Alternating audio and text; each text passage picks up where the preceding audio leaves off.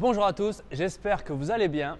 Je sais que vous êtes de nombreux coachs et futurs coachs à me suivre. Alors rien de mieux que cette nouvelle série de vidéos en collaboration avec l'organisme de formation CFPMS. Alors pour débuter, voici une première vidéo dédiée à comment réussir vos TEP du BPGEPS, activité de la forme, haltérophilie et musculation. Les TEP sont les tests d'exigence préalables et voici ce qu'ils contiennent d'après les documents officiels du ministère de la Jeunesse et des Sports. Alors la première épreuve est un test de Luc Léger où vous devrez réaliser au minimum le palier 7 pour les femmes et le palier 9 pour les hommes. Pour la deuxième épreuve, il s'agit de démonstrations techniques en squat, développé couché et en traction. Vous aurez entre chaque exercice 10 minutes de récupération. Alors en squat, pour les femmes, vous devrez faire 5 répétitions à 75% du poids de corps, soit une barre à 45 kg pour une femme qui pèsera 60 kg. Pour les hommes, vous devrez faire 6 répétitions à 110% de votre poids de corps, soit une barre à 88 kg pour une personne de 80 kg.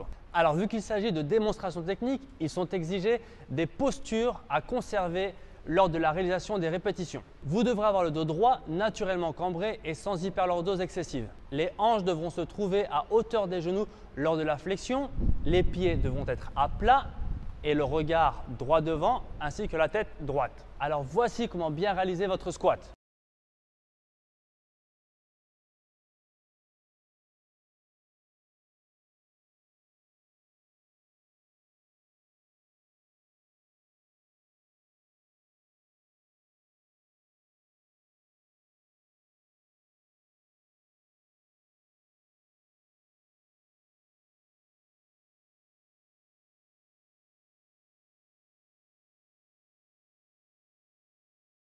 Vous aurez également les tractions à réaliser. Vous pourrez les faire soit en supination en emmenant le menton au-dessus de la barre ou soit en pronation en venant toucher la nuque à la barre. Le barème est le suivant. Pour les femmes, 1 répétition et pour les hommes, 6 répétitions à poids de corps. Alors sont exigés pour valider les répétitions, départ bras tendus sous la barre, menton au-dessus de la barre quand on est en supination ou nuque en contact de la barre quand on est en pronation. Alors voici comment bien réaliser votre action.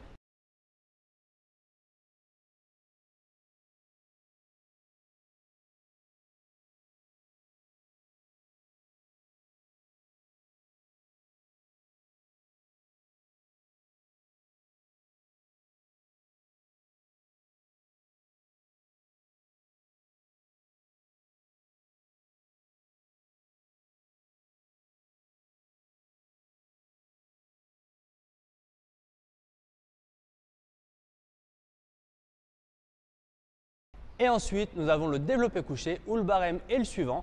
Pour les femmes, 4 répétitions à 40% du poids de corps, soit pour une femme qui pèsera 60 kg, une barre chargée à 24 kg. Pour les hommes, 6 répétitions à 80% du poids de corps, soit pour un sujet de 80 kg, une barre chargée à 64 kg. Ici seront exigés la barre en contact de la poitrine en position basse. Pas de rebond lors de la descente. Le dos devra être droit et en contact avec le banc. La tête, le dos et les cuisses devront être alignés. Les pieds devront être au sol avec les genoux fléchis. Et lors de l'extension des bras, une pause devra être visible. C'est-à-dire que vous devez marquer l'extension complète de vos bras avant de redescendre. Il ne sera pas autorisé de faire des répétitions qui ne seront pas verrouillées.